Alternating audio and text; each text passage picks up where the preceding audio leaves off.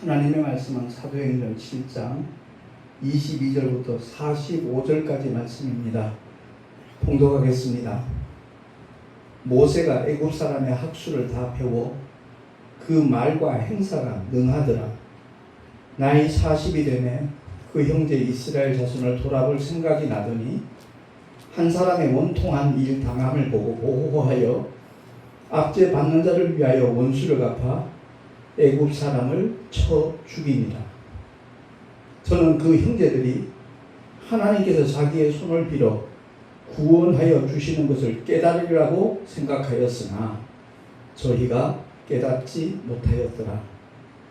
이튿날 이스라엘 사람이 싸울 때 모세가 와서 화목시키려 하여 가로되 너희는 형제라 어찌 서로 해하느냐 하니 그 동물을 해하는 사람이 모세를 밀들여 가로되 누가 너를 관원과 재판장으로 우리 위에 세웠느냐? 내가 어제 애굽 사람을 죽인 것 같이 또 나를 죽이려느냐 하니 모세가 이 말을 인하여 도주하여 미디안 땅에서 나그네 되어 거기서 아들 둘을 낳으니라. 40년이 참에 천사가 시내산 광야 가시나무 떨기 불꽃 가운데서 그에게 보이거늘 모세가 이 광경을 보고 기이 여겨 알아보려고 가까이 가니 주의 소리 있어 나는 내 조상의 하나님 즉 아브라함과 이삭과 야곱의 하나님이로라 하신대 모세가 무서워 감히 알아보지 못하더라. 주께서 가라사대 내 발의 신을 벗으라. 너 섰는 곳은 거룩한 땅이니라. 내 백성이 애굽에서 괴로움 받음을 내가 정령히 보고 그 탄식하는 소리를 듣고 저희를 구원하려고 내려왔노니 시방 내가 너를 애굽으로 보내리라 하시니라. 저희 말이 누가 너를 관원과 재판장으로 세웠느냐 하며 거절하던 그 모세를 하나님은 가시나무 떨기 가운데서 보이던 천사의 손을 의탁하여 관원과 속량하는 자로 보내셨으니 이 사람이 백성을 인도하여 나오게 하고 애굽과 홍해와 광야에서 40년간 기사와 표적을 행하였느니라. 이스라엘 자손을 대하여 하나님이 너희 형제 가운데서 나와 같은 선지자를 세우리라 하던 자가 곧 이 모세라. 시내산에서 말하던 그 천사와 및 우리 조상들과 함께 광야교회에 있었고 또 생명의 돌을 받아 우리에게 주던 자가 이 사람이라. 우리 조상들이 모세에게 복종치 아니하고자 하여 거절하며 그 마음이 도리어 애굽으로 향하여 아론더러 이르되 우리를 인도할 신들을 우리를 위하여 만들라. 애굽 땅에서 우리를 인도하던 이 모세는 어떻게 되었는지 알지 못하노라 하고 그때 저희가 송아지를 만들어 그 우상 앞에 제사하며 자기 손으로 만든 것을 기뻐하더니 하나님이 돌이키사 저희를 그 하늘의 군대에 섬기는 일에 버려두었으니 이는 선지자의 책에 기록된 바 이스라엘의 집이여 40년을 광야에서 너희가 희생과 제물을 내게 드린 일이 있었느냐. 몰록의 장막과 신 레판의 별을 받들었으니요 이것은 너희가 절하고자 하여 만든 형상이로다. 내가 너희를 바벨론 밖에 옮기리라 함과 같으니라. 광야에서 우리 조상들에게 증거의 장막이 있었으니 이것은 모세에게 말씀하신 이가 명하사 저가 본 그 식대로 만들게 하신 것이라. 우리 조상들이 그것을 받아 하나님이 저희 앞에서 쫓아내신 이방인의 땅을 점령할 때에 여호수아와 함께 가지고 들어가서 다윗 때까지 이르니라. 아멘. 기도하겠습니다. 아버지 하나님 감사합니다. 오늘 하나님의 말씀을 통하여 다시 한번 우리의 고정관념이 깨어지게 하시고 온전히 하나님의 뜻을 바로 알 수 있는 은혜의 시간, 승리의 시간 되게 하여 주시옵소서. 우리 구주 예수 그리스도 이름으로 기도하옵나이다. 아멘. 설교자는 성경의 영적 권위와 함께 객관적인 학식과 자질을 갖추어야 되는 겁니다. 무엇보다도 예수 이름을 믿음으로써 구원받는 자가 아니면 곤란합니다. 신학적인 이론과 철학적인 사상들이 혼합되어서 선포되는 잘못된 메시지가 판을 치고 있습니다.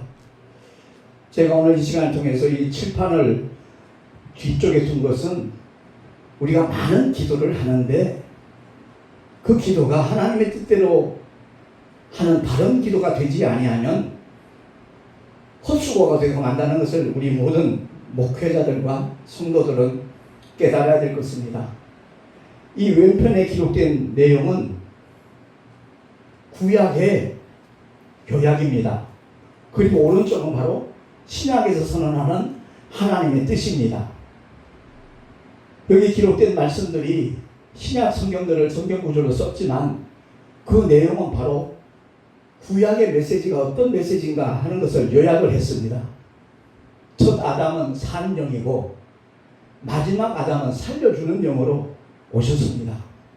그리고 율법과 선지자는 요한의 때까지라고 분명히 성경은 말씀을 하고 있습니다. 주님이 일러주신 말씀이거든요. 마태복음 11장 13절 말씀이고요. 그리고 너무나 잘 아는 변화산상에서의 그 하나님의 사건을 우리가 설교를 많이 합니다. 본문을 택해서 많이 증거하고 있지만 그 핵심이 무엇인가를 놓치는 경우가 굉장히 많이 있습니다. 모세와 엘리야가 예수님과 함께 대화하는 모습이 그들에게 보였습니다. 너무나 하나님의 그 말씀이 들리는 순간까지 그들은 경외심에 엎드렸습니다. 이는 내 사랑하는 아들이요 내 기뻐하는 자라. 너희는 저의 말을 들으라 라는 하나님의 음성을 듣는 순간 눈을 떠서 쳐다보니까 모세와 엘리야는 온데간데 없고 예수님만 계셨습니다. 너희는 저의 말을 들으라.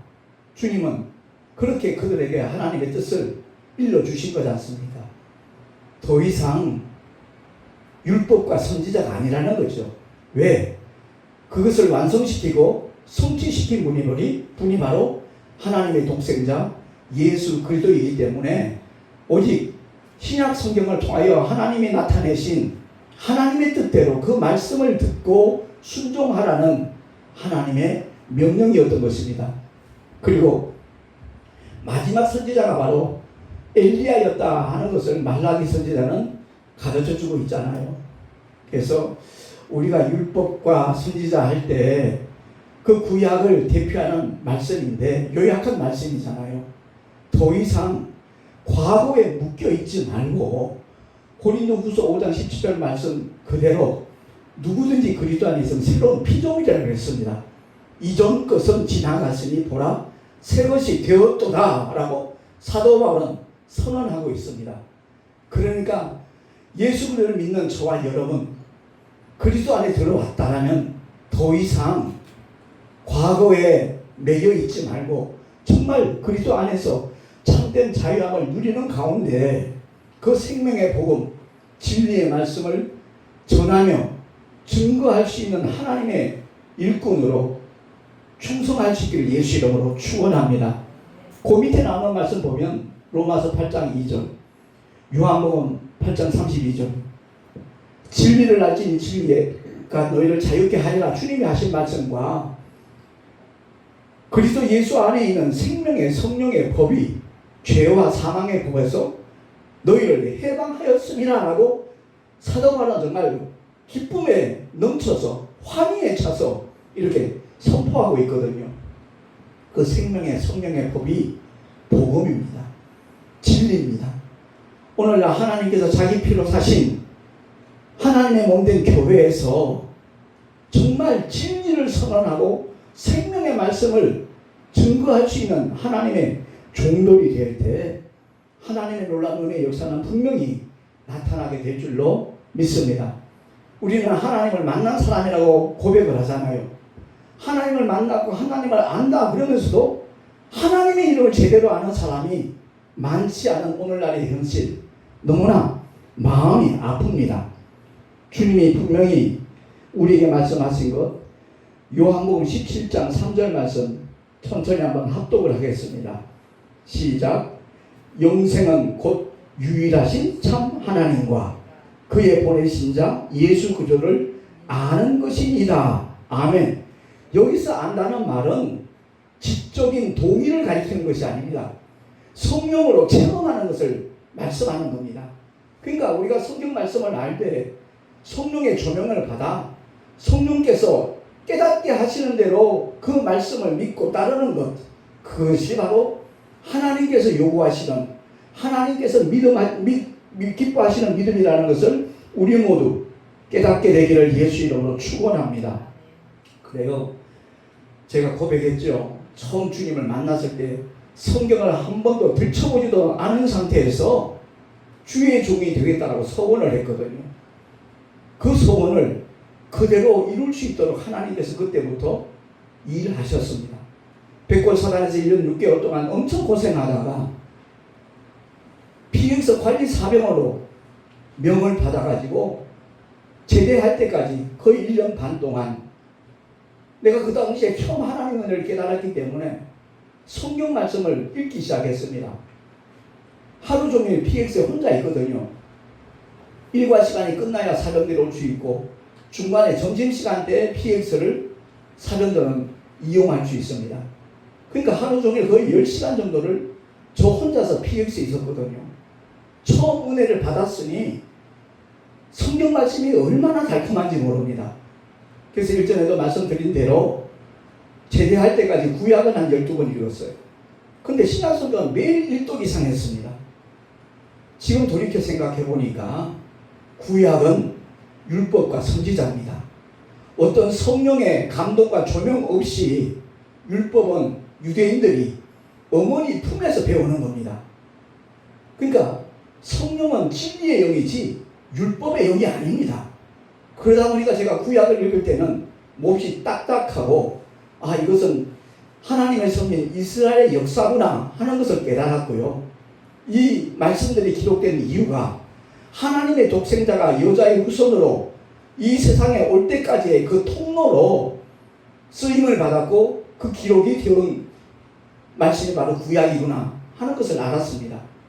그래요. 우리는 선악과를 본 적도 없고 만진 적도 없고 먹은 적이 없습니다. 그러나 모세를 통하여 율법을 제시한 이유는 죄를 깨닫게 하기 위함이라는 거죠.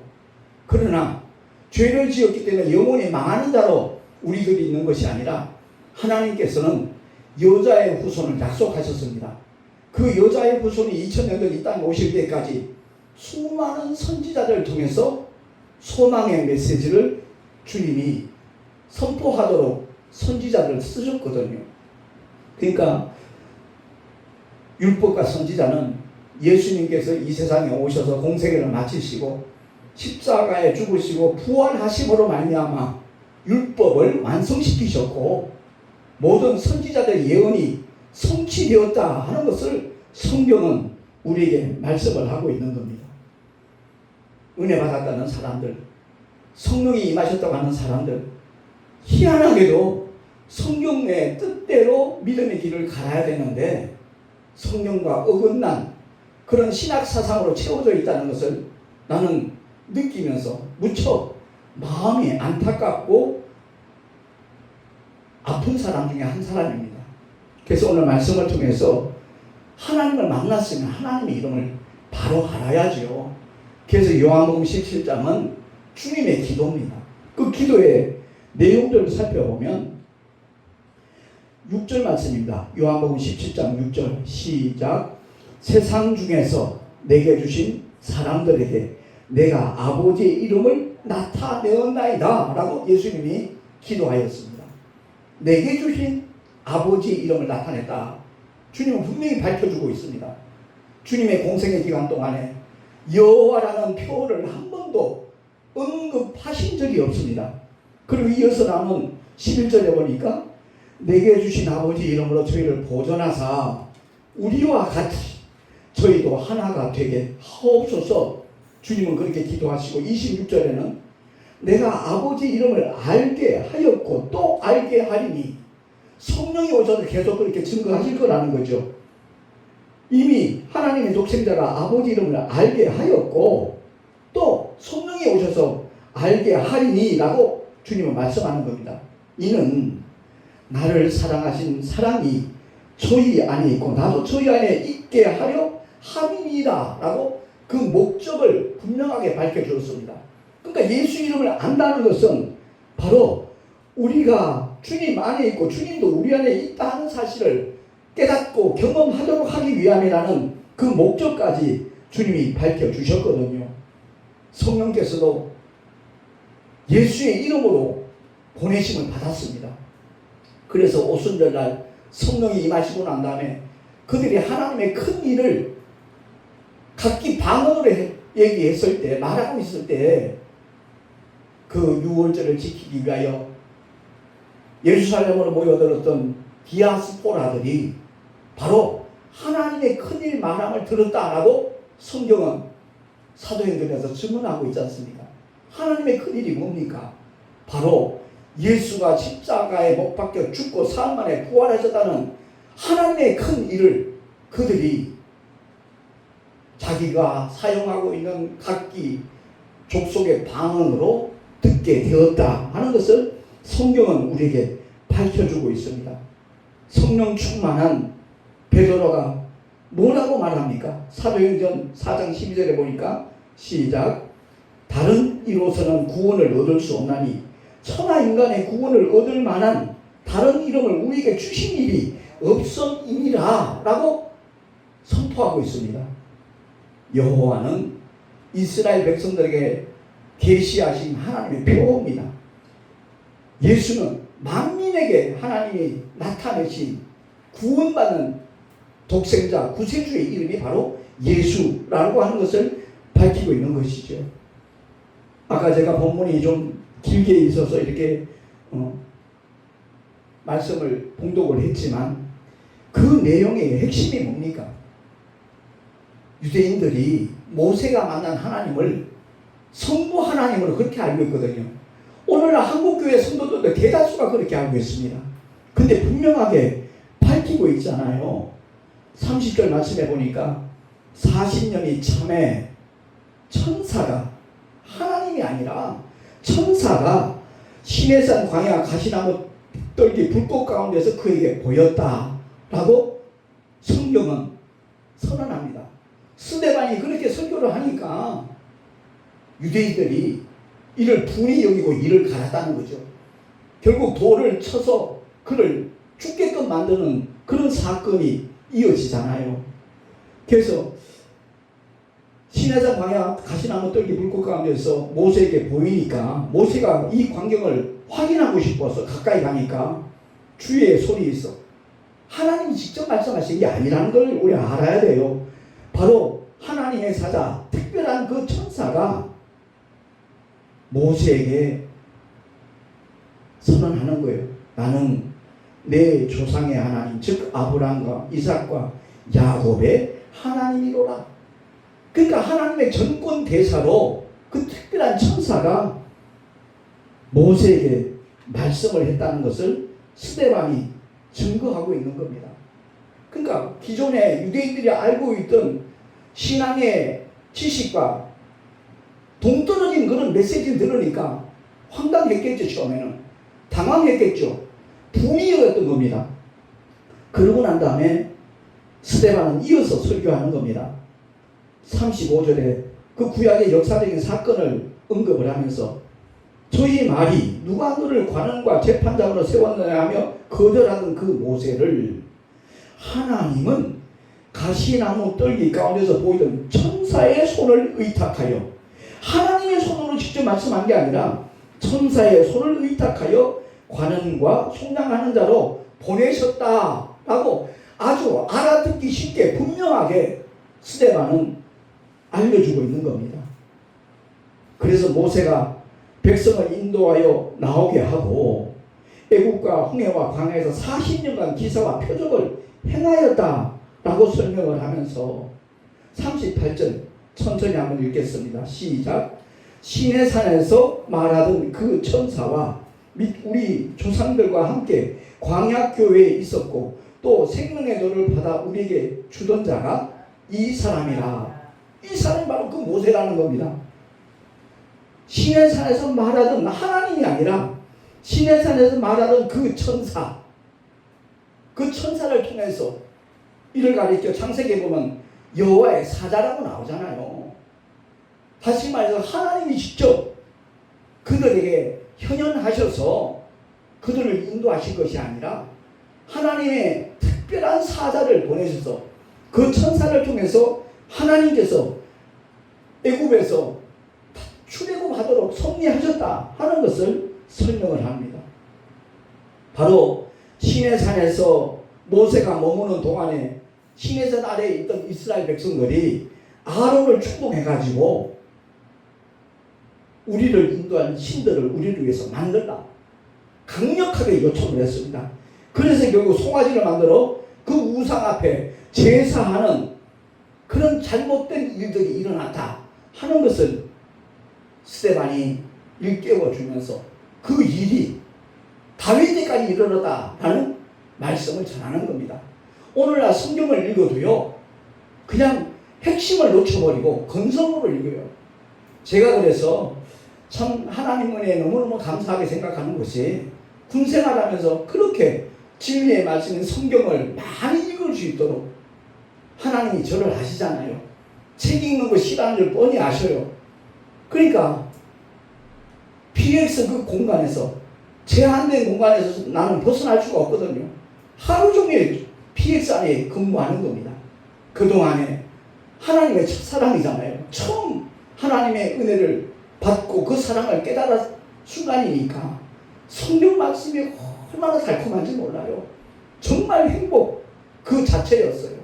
그 말씀을 읽고 또 읽었던 것이 나중에 이렇게 영적 자원으로 사용되어질 것을 저는 기대한 적도 없고 예상한 적도 없었습니다. 오늘날 우리의 믿음의 길을 걸어가면서 제가 목회 40년째 하는 가운데 가장 안타까운 부분 중에 하나가 바로 신학교에서 가르쳐주는 교수들의 그 가르침이 진리 그 자체인 줄 알고 그대로 받아들이거든요. 저도 그랬었다고 고백을 했잖아요. 그런 목회를 하다가 하나님께서 깨닫게 하셨고 돌이키게 하셨고 오직 성경 말씀이 내 속에서 정말 감동을 줄 때마다 그 말씀이 바로 다음 주일날 설교 본문으로 택하여서 이 강단에서 말씀을 선포하는 그런 은혜를 하나님이 주셨거든요. 많은 목사님들이 주일 설교 때문에 고민들 하잖아요. 걱정들 하잖아요. 저는 40년 목회하면서 한 번도 그런 고민을 해본 적이 없거든요. 왜? 내가 설교하는 것이 아니기 때문에 그렇습니다. 성령께서 깨닫게 하시고 감동 주시는 대로 저는 다만 하나님의 이 마이크 쓰임받는 것 뿐이에요. 성령께서 허락하시는 대로 말씀을 전하는 것 뿐입니다. 진짜 설교는요 하나님의 생명의 말씀을 대언하는 것이 설교입니다. 오늘날 설교 아닌 설교가 판을 치고 있습니다. 유튜브 안에 도배를 하고 있어요. 설교 아닌 설교들이. 그러니까 성도들이 헷갈리는 거예요. 어느 것이 진짜인지 사실은 고민할 필요 없거든요. 그들에게도 성경이 주어졌잖아요.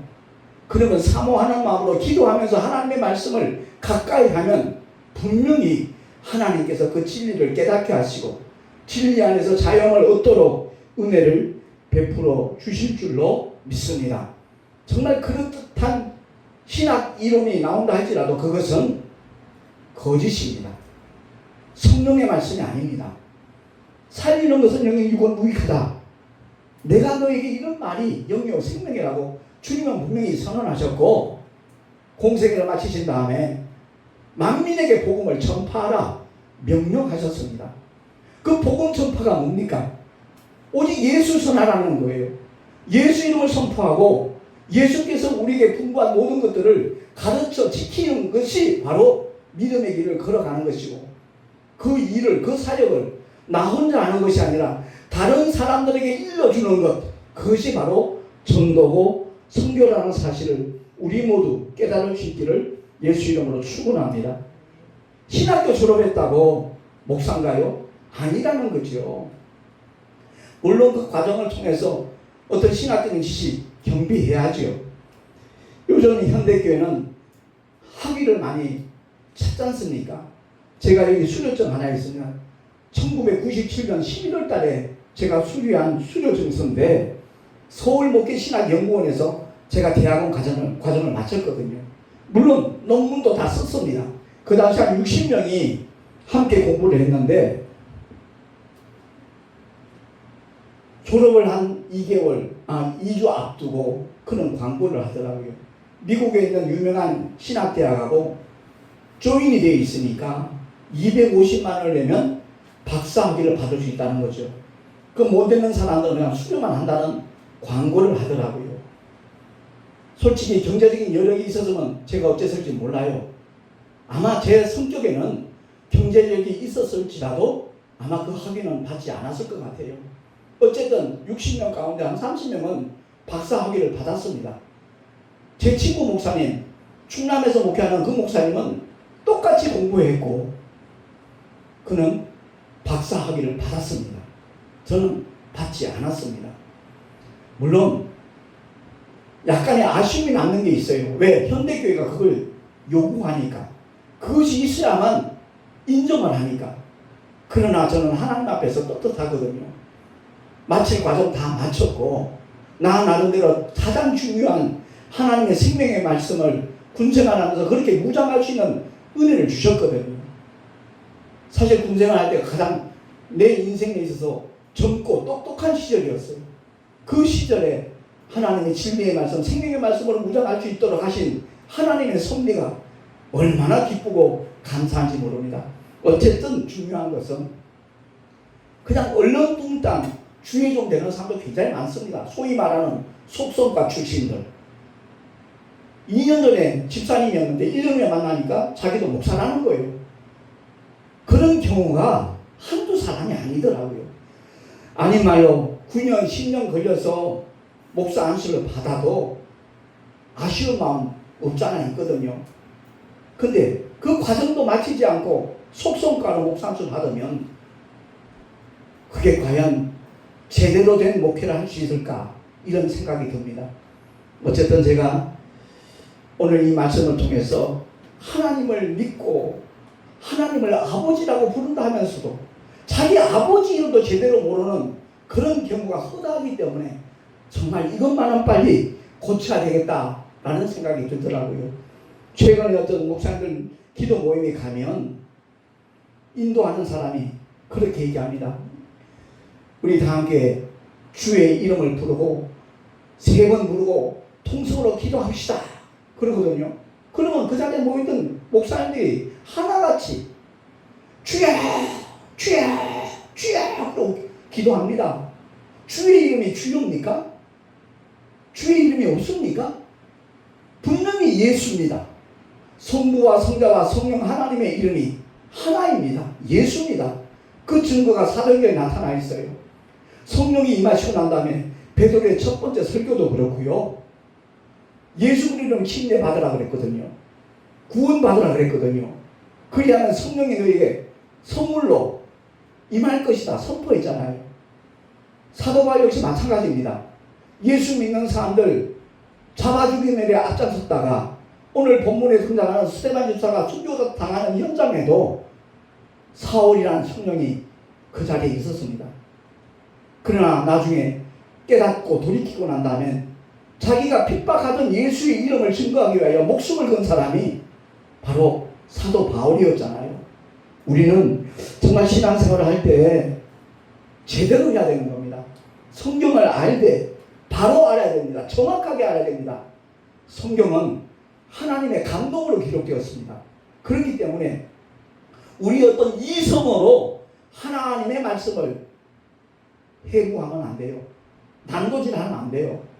정말 기도하는 가운데 성령께서 깨닫게 하시고 감동 주시는 대로 내가 받은 바 그 은혜를 나누는 것이 바로 주일 예배가 되어야 돼요. 가르치려 드는 것이 아니란 말씀이죠. 성경에 기록되어진 하나님의 그 모든 약속과 말씀은 변함이 없습니다. 어제나 오늘이나 영원토록 변함없으신 주 예수 그리스도와 같이 바로 말씀은 동일합니다. 우리가 분명히 기억해야 될 것은 신학교 졸업했다고 다 주의 종이 아니라는 사실을 알아야만 됩니다. 그리고 목사님들마다 설교가 달라서 헷갈린다고 불평할 거 없어요. 헷갈릴 필요 없어요. 성도들도 정말로 사모하는 마음으로 기록되어진 성경, 저는 개인적으로 개역 성경을 사용하고 있습니다. 개역 개정을 쓰지 않습니다. 정말 하나님의 말씀의 권위가 약화됐다는 것을 누구나 성경을 읽으면 느낄 수 있습니다. 그리고 공교롭게도 개역 성경에서 개역 개정으로 바뀌고 난 다음부터 한국교회는 내리막길입니다. 성장이 멈춘 것이 아니라 마이너스가 되고 있습니다. 왜? 그 개역 개정으로 바뀔 때 그 당시 1300만 성도가 있었습니다. 그들이 바뀐 성경을 한 권씩만 산다 하더라도 그 이권은 상상을 초월합니다. 이것은 엄연한 현실이었거든요. 그래서 우리는 하나님께서 정말 개역 성경을 사용하던 한국교회가 계속 지속적으로 부흥하던 그 시점에서 공교롭게도 성경이 바뀌고 난 다음에 교회 성장은 멈췄고 오히려 내리막길입니다. 그리고 민노라 하면서도 하나님의 은혜를 경험했다고 하면서도 소경 거지 바리메오가 주님을 만난 다음에 그 모든 것을 버려두고 오직 예수만 쫓았는데, 저도 여의도 수목교회에서 그 현장에서 치료받은 사람들 간증하는 거 많이 봤습니다. 제가 위암 말기였는데 하나님께서 치료하셨습니다. 할렐루야, 하나님께 영광 돌립니다. 이렇게 하고 난 다음에 그 다음부터의 삶은 내게 역사하신 하나님을 증거하고 복음을 전파하는 자리에 나가야 되는데, 하나님이 건강하시니까 신앙생활 흐지부지해지고요, 세상 길로 가버리고 마는 그런 경우가 허다했습니다. 어떤 어려움이 닥치면, 예컨대 코로나가 엄습하니까 한국교회가 어떤 지경이 되고 말았습니까? 그래요. 주님을 바로 알지 못하니까, 성령에 의하여 인도함을 받는 신앙생활이 아니니까 그들은 실족하고 그야말로 하나님의 뜻과는 전혀 무관한 그런 삶의 자리로 떨어진 주변의 사람들 한두 사람이 아니거든요. 제가 바른기도운동본부라는 그런 타이틀로 정말 많은 주의 종들이 함께 모여서 바른기도를 할 수 있는 성도들로 양육하는데, 훈련시키는데 동참하기를 원하는 간절한 바람을 갖고 있습니다. 성경을 바로 알아야 기도를 해도 바른 기도를 하지요. 한국교회 성도들 특히 뭡니까? 정말 끈질기게 오랫동안 기도합니다. 오랜 시간 부르짖습니다. 근데 그 부르짖음이 하나님의 뜻과 일치하지 않는다라면 무슨 소용이 있고 무슨 의미가 있느냐, 우리는 깨달아야 되는 것입니다. 그러니까 요한복음 15장 7절 말씀이 100% 응답받는 기도의 제목이라는 그런 타이틀로 제가 말씀을 전한 적이 있는데, 그 내용이 뭡니까? 너희가 내 안에 거하고 내 말이 너희 안에 거하는, 그것이 전제 조건입니다. 너희가 내 안에 거하고 성령 안에서 우리가 살아가면서 하나님의 말씀이 우리 안에 거할 때 바로 무엇이든지 원하는 대로 구하라. 여기서 무엇이든지는 네 욕심대로 마음껏 아무거나 구하라, 그런 뜻이 아니에요. 하나님의 말씀의 테두리를 절대 벗어날 수 없는 겁니다. 그러니까 하나님의 뜻대로 구하는데 하나님께서 응답 안 하실 리가 없는 거지요. 그리고 목적은 뭡니까? 많은 열매 맺도록 하겠다는 거죠. 그 기도의 응답이 하나님이 기뻐하시는 의의 열매, 복음의 열매, 그 열매로 이어지도록 성령의 열매가 주렁주렁 결실될 때 우리 이웃들은 교회에 대한 인식을 아마 달리 할 겁니다. 아, 저분이 믿는 하나님 어떤 분이시지? 하면서 마음이 움직여진다는 것을 우리는 능히 미루어 짐작할 수 있잖아요. 그렇기 때문에 저와 여러분은 정말 하나님을 섬기되 바로 알고 섬기자는 겁니다. 하나님의 이름을 제대로 모르면서 맨날 정말 주일학교 다닐 때 예수님, 예수님, 예수님 그렇게 바른 기도를 하다가 좀 어른이 되면 주여 주님 뜻대로 이루어 주시옵소서, 주님의 이름으로 기도합니다. 그렇게 기도하는 사람도 있더라고요. 주님의 이름이 뭔데요? 바로 예수. 그 예수 그리스도 이름으로 기도해야죠. 그리고 더 어른이 되고 장로가 되고 목사님이 되면 산기도 가서 여호와여라고 기도합니다. 하나님을 향하여 자녀의 자세로 예수님 예수님 기도하다 갑자기 여호와여 하는 것은 말이 하는 것과 똑같아요. 그러니까 성경을 알려면 제대로 알아야 되고 하나님의 이름도 성령으로 깨닫고 믿고 부르야 되는데 전혀 엉뚱한 자리에서 엉뚱한 모습으로 인간적인 열심을 내면서 그것이 대단한 믿음인 것처럼 착각하고 있는 한국교회가 돌이키지 아니하는 한 하나님의 영광은 나타나지 않을 거라는 것, 우리가 깨닫고 각성하고 돌이켜서 정말 하나님의 표와 하나님의 이름의 차이점을 분명히 알고 주님 뜻대로 믿음의 길을 걸어가고 달려갈 수 있는 우리 모두가 될 수 있기를 예수 이름으로 축원합니다. 기도하겠습니다. 말씀과 기도는 언제나 성령의 역사하심으로 이루어져야 된다는 사실을 다시 한번 깨닫습니다. 거룩하신 하나님 아버지, 이스라엘 백성들에게 나타낸 계시한 하나님의 표호 여호와가 아니라 만민에게 허락하신 구원자의 이름, 그 예수 이름을 믿고 따르는 우리 모두가 되게 하여 주시옵소서. 이것을 제대로 가르치지 못하다 보니까 이스라엘 12지파 속에 들어가야 된다며 사이비 이단에 빠져드는 성도들이 얼마나 많은지 모릅니다. 여호와의 증인, 신천지, 하나님의 교회, 이와 같은 이단 사사들이 미혹된 영혼들이 돌아올 수 있도록 주의 강단에서는 오직 예수의 이름을 선포하고 하나님의 생명의 말씀, 진리의 말씀을 증거할 수 있는 한국교회가 될 수 있도록 주님께서 은혜를 베풀어 주시옵소서. 우리 구주 예수 그리스도 이름으로 감사하며 기도하옵나이다. 아멘.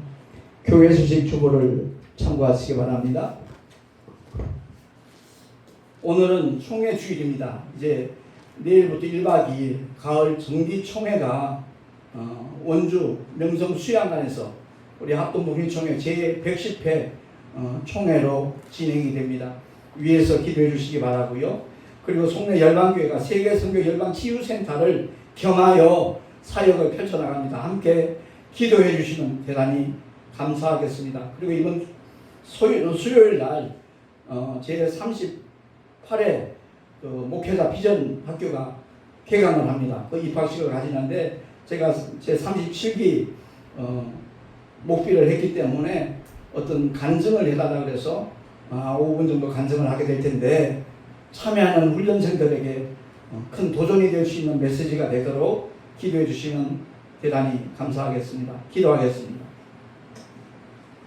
하나님 아버지 감사합니다. 주님을 예배하며 11조와 헌물을 드렸습니다. 특히 총회 주일 헌금을 드렸습니다. 우리 합동통신총회가 더욱더 발전할 수 있도록 부흥해질 수 있도록 하나님께서 은혜 위에 은혜를 더하여 주시옵소서. 예물을 드린 손길들마다 복되게 하시고 이 예물을 쓰이는 곳곳마다 하나님의 영광이 나타나게 하여 주시옵소서. 우리 구주 예수 그리스도 이름으로 감사하며 축복하며 기도하옵나이다. 아멘.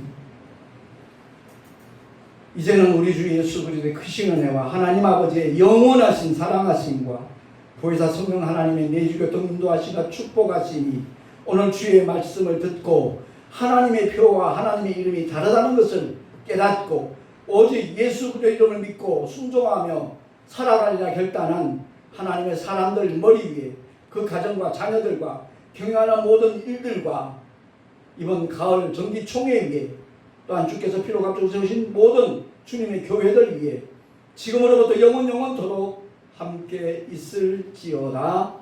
아멘.